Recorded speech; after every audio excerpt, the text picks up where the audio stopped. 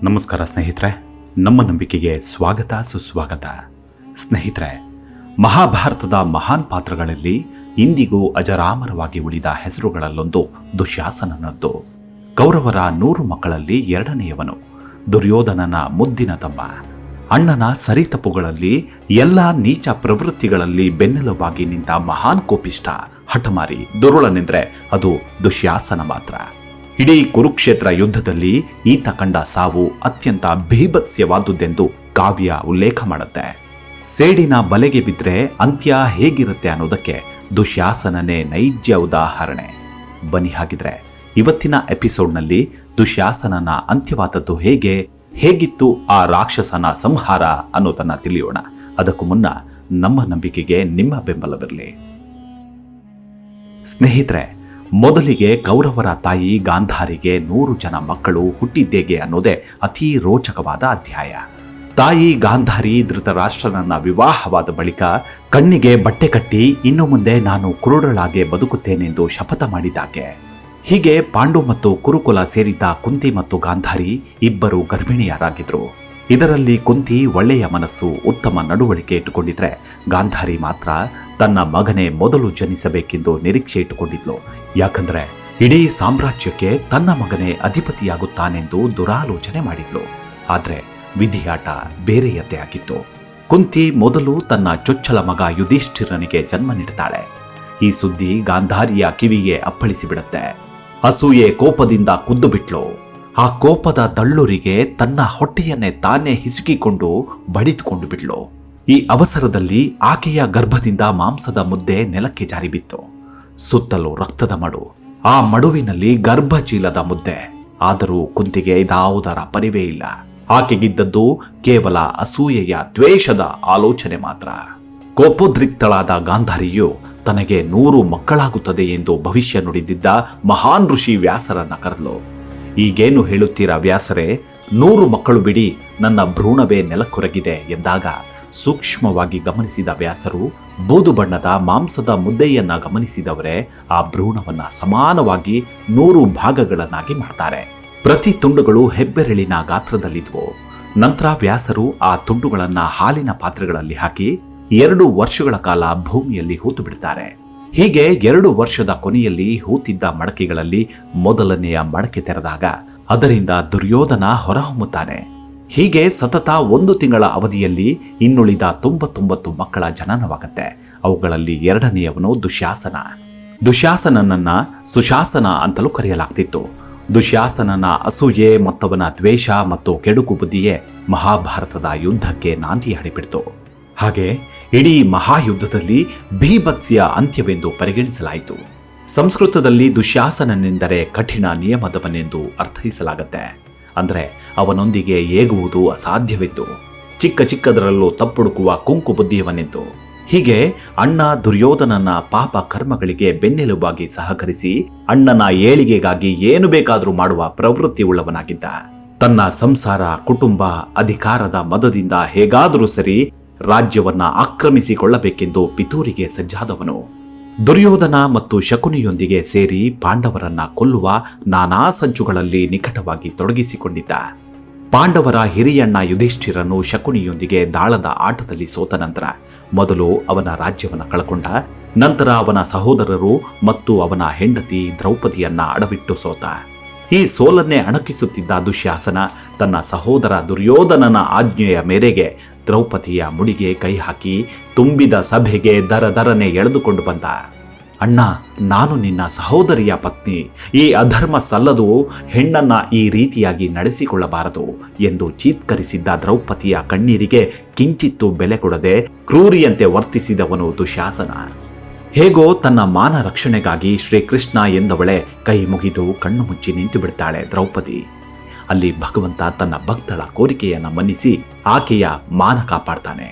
ಇತ್ತ ಕಡೆ ಸೀರೆ ಎಳೆದು ಸುಸ್ತಾದ ದುಶ್ಯಾಸನ ತುಂಬಿದ ಸಭೆಯನ್ನೊಮ್ಮೆ ನೋಡಿ ಅವಮಾನಿತನಾಗ್ತಾನೆ. ಅಲ್ಲಿ ನೆರೆದಿದ್ದ ಜನರು ಈ ಪವಾಡವನ್ನ ಕಂಡು ಬೆರಗಾಗ್ತಾರೆ.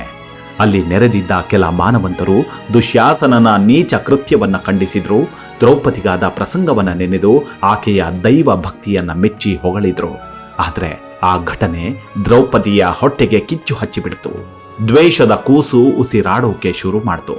ಕಣ್ಣೀರು ಬತ್ತಿ ಬರಡಾದಂತಾಗಿದ್ದ ಕೆಂಗಣ್ಣಿನಲ್ಲೇ ದಿಟ್ಟಿಸಿ ನೋಡುತ್ತಾ, ರೋಷಭರಿತ ನಡುಗುವ ಧ್ವನಿಯಲ್ಲೇ ಅರಚುತ್ತಾ, ತುಂಬಿದ ಸಭೆಯಲ್ಲೇ ಶಪಥ ಮಾಡ್ತಾಳೆ ದ್ರೌಪದಿ.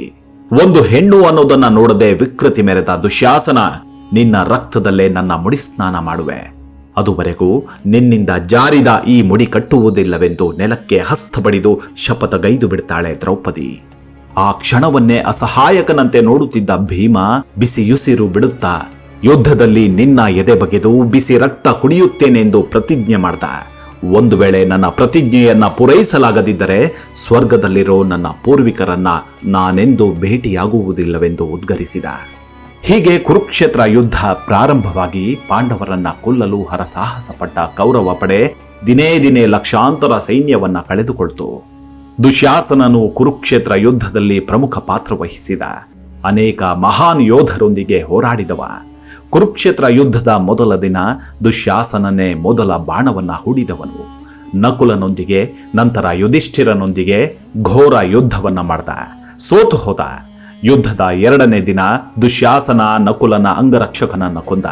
ಇದರಿಂದ ಕೋಪಗೊಂಡ ನಕುಲ ಕತ್ತಿ ಯುದ್ಧದಲ್ಲಿ ದುಶ್ಯಾಸನನನ್ನ ಸೋಲಿಸಿ ಅರೆ ಜೀವ ಮಾಡಿಬಿಟ್ಟಿದ್ದ. ಇದರಿಂದ ಬದುಕುಳಿದ ದುಶ್ಯಾಸನ ಸುಧಾರಿಸಿಕೊಂಡು ಸುಮ್ಮನಿರದೆ ಯುದ್ಧದ 10ನೇ ದಿನದಂದು ಭೀಷ್ಮನನ್ನ ರಕ್ಷಿಸಲು ಶಿಖಂಡಿಯ ಮೇಲೆ ದಾಳಿ ಮಾಡ್ದ. ಯುದ್ಧದ 13ನೇ ದಿನದಂದು ಅಭಿಮನ್ಯುವನ್ನ ಕ್ರೂರವಾಗಿ ಕೊಂದ ಪ್ರಬಲ ಯೋಧರ ಸಾಲಿನಲ್ಲಿ ದುಶ್ಯಾಸನ ಕೂಡ ಸೇರಿದ್ದ. ಅಭಿಮನ್ಯು ದುಶ್ಯಾಸನನನ್ನು ಜರ್ಜರಿತನನ್ನಾಗಿಸಿದ. ನಂತರ ಅವನ ಮಗ ಧ್ರುಮಸೇನನು ಅಭಿಮನ್ಯುವಿಗೆ ಕೊನೆ ಏಟು ನೀಡಿ ಕೊಂದು ಬಿಡ್ತಾನೆ. ಹೀಗೆ 14ನೇ ದಿನ ದುಶ್ಯಾಸನ ಅರ್ಜುನನನ್ನ ಜಯದ್ರಥನಲ್ಲಿಗೆ ತಲುಪದಂತೆ ತಡೆಯಲು ಪ್ರಯತ್ನಿಸ್ತಾನೆ. ಆದರೆ ದ್ವಂದ್ವ ಯುದ್ಧ ಎದುರಿಸಲಾಗದೆ ಸೋತು ಹೋದ. ರಾತ್ರಿಯ ಯುದ್ಧದ ಸಮಯದಲ್ಲಿ ದುಶ್ಯಾಸನನು ವಿರಾಟನ ಅಂಗರಕ್ಷಕನನ್ನ ಸೋಲಿಸಿ ಕೊಂದು ಬಿಡ್ತಾನೆ. ಕುರುಕ್ಷೇತ್ರ ಯುದ್ಧದ 16ನೇ ದಿನದಂದು ದುಶ್ಯಾಸನನು ಮಗಧದ ಮಂತ್ರಿ ಬೃಹಂತನನ್ನ ಕೊಂದು ಬಿಡ್ತಾನೆ. ಅದೇ ಮಂಪರಿನಲ್ಲಿ ಎದೆಯೊಬ್ಬಿಸಿ ಮೆರೆದಾಡುತ್ತಿದ್ದವನ ಪೌರುಷ ಸ್ವಲ್ಪ ಹೊತ್ತಿನಲ್ಲೇ ಕಮರಿ ಹೋಗುವುದರಲ್ಲಿತ್ತು. ಯಾಕಂದ್ರೆ ತನ್ನ ವಿಕೃತಿಗೆ ಬುದ್ಧಿ ಹೇಳಲು ವಿಧಿಯು ಭೀಮನ ರೂಪದಲ್ಲಿ ದಾಪುಗಾಲಿಟ್ಟಿತ್ತು. ಅದು ಮಟಮಟ ಮಧ್ಯಾಹ್ನದ ಹೊತ್ತು. ಆಗ ತಾನೇ ಸೂರ್ಯ ನೆತ್ತಿಯ ಮೇಲೆ ಸರಿಯಾಗಿ ಬಂದು ನಿಂತಿದ್ದ. ಇಬ್ಬರು ಬಲಾಢ್ಯರ ತಾಕತ್ತು ಪರೀಕ್ಷಿಸಲೆಂದೇ ಅಖಾಡ ತಯಾರಿಯಾಗಿತ್ತು. ಇಬ್ಬರು ಎದುರು ಬದುರು ನಿಂತರು. ಸುತ್ತಲೂ ಅರುಚಾಟ, ಕೂಗಾಟ, ಹುರಿಯಾಳುಗಳಿಗೆ ಉರಿ ತುಂಬುವ ಘೋಷವಾಕ್ಯಗಳು ಮೊಳಗುತ್ತಿದ್ವು. ಅತ್ತ ಕಡೆ ದುಶ್ಯಾಸನ ಮೀಸೆ ತಿರುವುತ್ತಾ ತಾನೇ ಶಕ್ತಿಶಾಲಿ ಎಂದು ಹುಬ್ಬೇರಿಸುತ್ತಿದ್ದ. ಇತ್ತ ಕಡೆ ಭೀಮ ತಮಗಾದ ಅವಮಾನ ನೆನೆಯುತ್ತಾ ಎದುರಿಗೆ ನಿಂತಿದ್ದ ಬೇಟೆಯನ್ನ ಬಲಿ ತೆಗೆದುಕೊಳ್ಳಲು ಬಸುಗುಡುತ್ತಿದ್ದ. ಭೀಮನು ದುಶ್ಯಾಸನನೊಡನೆ ಹೋರಾಡಿ ದುಶ್ಯಾಸನನ ಜಂಗಾಬಲವನ್ನೇ ನಡುಗಿಸಿಬಿಟ್ಟ. ದುಶ್ಯಾಸನನು ಹೋರಾಡಿ ಬಸವಳಿದು ಕೊನೆಗೆ ದೇಹದ ಶಕ್ತಿಯನ್ನೆಲ್ಲ ಪ್ರಯೋಗಿಸಿದನಾದರೂ ಭೀಮನ ಎದುರು ಸೆಟೆದು ನಿಲ್ಲಲಾಗಲಿಲ್ಲ. ಭೀಮನ ಮುಷ್ಟಿಯ ಹೊಡೆತಕ್ಕೆ ಕ್ಷಣ ಮಾತ್ರದಲ್ಲಿ ನೆಲಕಪ್ಪಳಿಸಿದ. ಅದೇ ಕೋಪದ ಜ್ವಾಲಾಗ್ನಿಗೆ ಭೀಮ ತನ್ನ ನಿಯಂತ್ರಣವನ್ನೇ ಕಳೆದುಕೊಂಡಂತೆ ವ್ಯಾಘ್ರನಾಗಿ ಬಿಟ್ಟಿದ್ದ. ದುಶ್ಯಾಸನನ 2 ತೋಳುಗಳನ್ನ ಹಿಡಿದೆಳೆದು ಒಮ್ಮೆಲೆ ಕಿತ್ತು ಹಾಕಿದ. ತೊಟ್ಟಿದ್ದ ರಕ್ಷಾ ಕವಚವನ್ನ ತೆಗೆದು ಬರಿಗೈಯಿಂದ ದುಶ್ಯಾಸನನ ಎದೆಯನ್ನ ಬಗೆದು ದುಶ್ಯಾಸನನನ್ನ ಅತಿ ಭೀಕರವಾಗಿ ಕೊಂದು ಬಿಟ್ಟ. ಅದೆಷ್ಟು ಭೀಕರವಾಗಿತ್ತು ಅಂದ್ರೆ ದುಶ್ಯಾಸನನ ಸಾವು ಇಡೀ ಮಹಾಭಾರತ ಕಾವ್ಯದಲ್ಲೇ ಅತ್ಯಂತ ಕ್ರೂರವಾದ ಸಾವು ಎಂದು ಅಚ್ಚೊತ್ತಿ ಬಿಡ್ತು. ತನ್ನ ಪ್ರತಿಜ್ಞೆಯನ್ನ ಪೂರೈಸಲು ಭೀಮ ದುಶ್ಯಾಸನನ ಬಗೆದ ಎದೆಯಿಂದ ಹರಿಯುತ್ತಿದ್ದ ರಕ್ತವನ್ನ ಘಟಘಟನೆ ಕುಡಿದು ಬಿಟ್ಟ.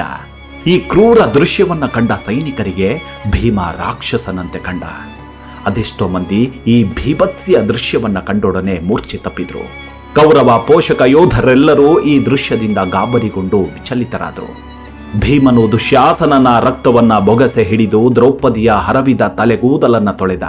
ದುರುಳ ದುಶ್ಯಾಸನನ ರಕ್ತದಿಂದ ನನ್ನ ತಲೆಗೂದಲನ್ನ ತೊಳೆಯಲ್ಪಡುವವರೆಗೂ ಮುಡಿ ಕಟ್ಟುವುದಿಲ್ಲ ಎಂಬ ಪ್ರತಿಜ್ಞೆಯನ್ನ ಪೂರೈಸಿದಳು ದ್ರೌಪದಿ. ತನ್ನ ಮುಡಿಯನ್ನ ಹಸಿವಿನ ನಗುವಿನಲ್ಲೇ ಕಟ್ಟಿಕೊಳ್ತಾಳೆ ದ್ರೌಪದಿ. ಈ ಸನ್ನಿವೇಶವನ್ನ ಈ ರೀತಿಯಾಗಿ ವಿವರಿಸುತ್ತೆ ಕರ್ಣಪರ್ವ. ತ್ರಾಣವೆಳೆದಾಯ್ತ ಕಿಳ ಶೌರ್ಯದ ಚೂಣಿ ಮುರಿದುದು, ಘರ್ಮ ಜಲವು ಗ್ರಾಣಿಸಿತು, ಭುಜ ಬಲವನ್ನಂಕುರಿಸಿತ್ತು, ರಣಭೀತಿ ಪ್ರಾಣಪವನನ ಬೀಡು ಬಿಟ್ಟುದು, ಗೋಣಿನಲ್ಲಿ ಗುರುವಾಯಿಗೆಡೆ ರಣಹೂಣಿಗನು ಜವಗುಂದಿದನು, ದುಶ್ಯಾಸನನು ಬಳಿಕ ಎಂದು ವಿವರಿಸುತ್ತೆ. ಅಂದ್ರೆ ದುಶ್ಯಾಸನನ ತ್ರಾಣವು ದುರ್ಬಲವಾಯಿತು, ಅವನ ಶೌರ್ಯದ ಬಲ ಸೋತು ಹೋಯಿತು, ಬೆವರು ಭುಜ ಬಲವು ಉಗ್ರಾಣದಲ್ಲಿಟ್ಟಿತ್ತು, ರಣದ ಬೆದರಿಕೆ ಮೊಳೆತಿತ್ತು, ಪ್ರಾಣವಾಯುವು ಗಂಟಲಲ್ಲಿ ಬೀಡು ಬಿಟ್ಟಿತ್ತು. ಪರಾಕ್ರಮ ಬಾಡತೊಡಗಿತ್ತು. ಯುದ್ಧಾತುರನಾದ ದುಶ್ಯಾಸನನ ಚಲನೆ ಕುಂದಿ ಹೋಯಿತು ಎಂದು. ಇತ್ತ ಕಡೆ ದೇಹವೇ ಛಿದ್ರವಾಗಿದ್ದ ತಮ್ಮನ ಕಳೆಬರಹವನ್ನ ಕಂಡೊಡನೆ ದುರ್ಯೋಧನ ಕನಲಿ ಬಿಡ್ತಾನೆ. ಅವನ ಕಳೆಬರಹವನ್ನೇ ನೋಡುತ್ತಾ ದುಃಖದಿಂದ ಮಾತನಾಡ್ತಾನೆ. ತಾಯಿಯ ಹಾಲನ್ನ ಮೊದಲು ನಾನು ಕುಡಿದ ಮೇಲೆ ನೀನು ಕುಡಿತಿದ್ದೆ. ಯಾಗದಲ್ಲಿ ಪ್ರಾಶನ ಮಾಡುವ ಎಡೆಯಾಗಲಿ ದಿವ್ಯ ಭೋಜನವಾಗಲಿ ಮೊದಲು ನನಗೆ ಬಿಟ್ಟು ನಂತರ ನೀನು ಊಟ ಮಾಡುತ್ತಿದ್ದೆ. ನಮ್ಮ ಚಿಕ್ಕ ವಯಸ್ಸಿನಿಂದಲೂ ಈ ಸೌಜನ್ಯವನ್ನ ಪ್ರದರ್ಶಿಸಿದ ನೀನು ಈಗ ಇದನ್ನೆಲ್ಲ ಮರೆತೆಯ ಸುಶಾಸನ. ಮರಣವನ್ನ ನೀನು ಮೊದಲು ಸ್ವೀಕರಿಸಿ ನಾನು ಮೊದಲುಂಡುವ ವಿನಯಕ್ಕೆ ಭಂಗ ತಂದೆಯಲ್ಲ. ನಾನು ಮೊದಲು ಎಂಬ ಸರದಿಯನ್ನ ಮೀರಿ ನೀನು ಮರಣದ ಸರದಿಯಲ್ಲಿ ಮೊದಲಿಗನಾದೆಯಲ್ಲ ಮಗೋ ದುಶ್ಯಾಸನ ಎಂದು ಅತೀವ ದುಃಖತಪ್ತನಾಗಿ ತನ್ನ ತಮ್ಮನ ಕಳೆಬರಹವನ್ನ ನೋಡಲಾರದೆ ಅಯ್ಯೋ ಎಂದು ಆಕ್ರಂದಿಸುತ್ತಾ ಮುಂದೆ ನಡೆದು ಬಿಡ್ತಾನೆ. ಒಂದೆರಡು ಹೆಜ್ಜೆ ಇಟ್ಟವನ ಕಣ್ಣಿಗೆ ಬಿದ್ದದ್ದು ತನ್ನ ಪ್ರಿಯ ಮಿತ್ರ ಸೂರ್ಯನ ಮಗ ರಾಜಾದಿರಾಜ ಕರ್ಣನ ಶವ. ಅವನ ಶವವನ್ನು ನೋಡಿ ಕಣ್ಣುಗಳು ತುಂಬಿ ಬಂದು ಕಣ್ಣೀರಿನ ಹಬೆಯಲ್ಲಿ ಕಣ್ಣಿನಿಂದ ಬಿಸಿ ನೀರು ಧಾರಾಕಾರವಾಗಿ ಸುರಿಯಲಾರಂಭಿಸಿತು. ಕಂಠವು ಗದ್ಗದಿತವಾಯಿತು. ಸಹಿಸಲಾಗದ ದುಃಖದ ಬೆಂಕಿಯು ತನ್ನ ಅಂತಃಕರಣವನ್ನು ಸುಡಲು ಪ್ರಾರಂಭವಾಯಿತು.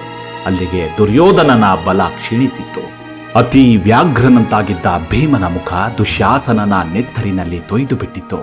ಹೇರಿದ ರಕ್ತದ ಕುರುಹು ಆತನ ತುಟಿಯನ್ನೇ ಹೆಪ್ಪುಗಟ್ಟಿಸಿ ಬಿಟ್ಟಿತ್ತು.